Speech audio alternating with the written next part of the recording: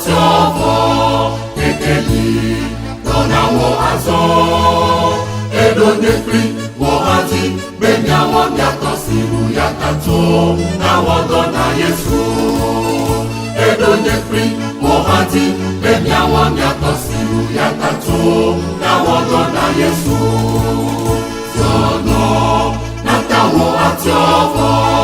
kekeli dona wo azo edonyekri wo hati benya wo yato siru yatato na wo dona Yesu